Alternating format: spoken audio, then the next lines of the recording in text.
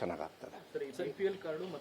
ನೋಡಿ ನಾನು ಇದ್ರ ಬಗ್ಗೆ ಇದು ಸ್ಟ್ರೇಟಾಗಿ ಆನ್ಸರ್ ಕೊಡ್ತೀನಿ. ವಕ್ತ್ ವಿಚಾರದಲ್ಲಿ ಯಾರ್ದು ಜಮೀನು ಯಾರಿಗೆ ಸೇರಬೇಕೋ ಅವ್ರಿಗೆ ಸೇರಬೇಕು. ಅದನ್ನು ಅನ್ನೆಸೆಸರಿಯಾಗಿ ವಕ್ತಿಗೆ ಸೇರಿರೋದು, ಅದು ಹಿಂಗಾಗ್ಬಿಟ್ಟಿದೆ ಹಂಗಾಗ್ಬಿಟ್ಟಿದೆ, ಇಲ್ಲ ಎಲ್ಲ ತೊಗೊಂಡು ಹೋಗ್ಬಿಟ್ಟಿದೆ, ಇದೆಲ್ಲ ಸುಳ್ಳಿದು. ಯಾರು ತೊಗೊಂಡು ಹೋಗೋಕ್ಕಾಗುತ್ತನ್ರಿ? ಕಾನೂನು ಇರ್ತದೆ, ಅದರೊಳಗೆಲ್ಲ ಪೇಪರ್ ರೆಕಾರ್ಡ್ಸ್ ಇರ್ತದೆ. ಅದನ್ನ ನೋಡಿ ಅವ್ರದ್ದು ಅಂದ್ರೆ ಅವ್ರದ್ದು, ಇವ್ರದ್ದು ಅಂದ್ರೆ ಇವ್ರದ್ದು.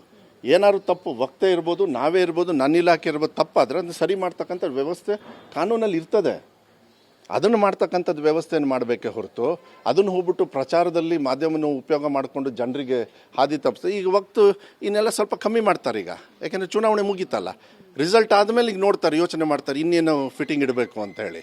ನಾನು ಹೇಳ್ತೇನೆ ಇವೆಲ್ಲ ನಡೆಯೋದಿಲ್ಲ. ಜನರು ವಿಶ್ವಾಸದಿಂದ ಮತ ಹಾಕಿ ಸರ್ಕಾರನ ಭಾಳ ಗಟ್ಟಿ ಸರ್ಕಾರನ ಇಟ್ಟಿದ್ದಾರೆ. ಗೊಂದಲ ಸೃಷ್ಟಿ ಆಗ್ತಕ್ಕಂಥದ್ದು ಶುರು ಮಾಡೋದಕ್ಕೆ BJP ಅವರು ಮಾಡೇ ಮಾಡ್ತಾರೆ. ಯಾಕೆಂದರೆ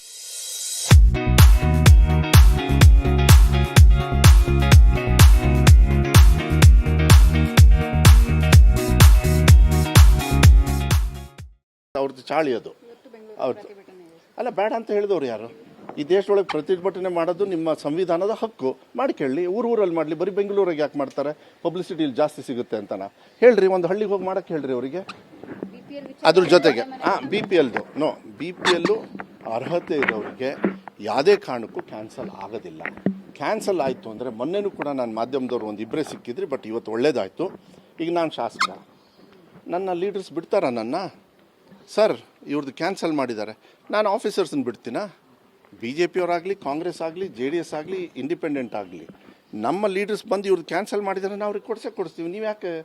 ಅದೇನು ಭಾಳ ದೊಡ್ಡ ಇದೇನಿಲ್ಲ. ಆಮೇಲೆ ಮಾನ್ಯ ಮುಖ್ಯಮಂತ್ರಿಗಳು ಹೇಳಿದ್ದಾರೆ, ಅರ್ಹತೆ ಇರೋರಿಗೆ ಯಾವುದೇ ಕಾರಣಕ್ಕೂ ಅವ್ರಿಗೆ ತೊಂದರೆ ಆಗೋದಿಲ್ಲ. ಈಗ ನನ್ನ ಮನೆಯಲ್ಲೇ ನೀವು ತೊಗೊಂಡು ನಾನು ತೊಗೊಂಡು ಡಬಲ್ ತೊಗೊಂಡ್ರೆ ನೀವೇ ಹೇಳಿ ನೋಡೋಣ, ಟ್ಯಾಕ್ಸ್ ಮನಿನ ಒಂದು ಹಂತಕ್ಕೆ ತರಬೇಕು ತಾನೆ? ಅದು ಮಾಡೋದ್ರಲ್ಲಿ ತಪ್ಪ ಅಂತ ಹೇಳಿಬಿಟ್ರೆ ನಾನು ಒಂದು ನಿಮಿಷ ಕ್ಯಾನ್ಸಲ್ ಆಗಿ ಅರ್ಹತೆ, ನಾನು ಸಿಂಪಲ್ಲಾಗಿ ಹೇಳ್ತಾ ಇದ್ದೀನಿ, ಅರ್ಹತೆ ಇರೋರಿಗೆ ಕ್ಯಾನ್ಸಲ್ ಆದರೆ ನಮ್ಮಂಥವ್ರು MLAಗಳು ಏನು ಮಾಡ್ತಾ ಇದ್ದೀವಿ ನಾವು?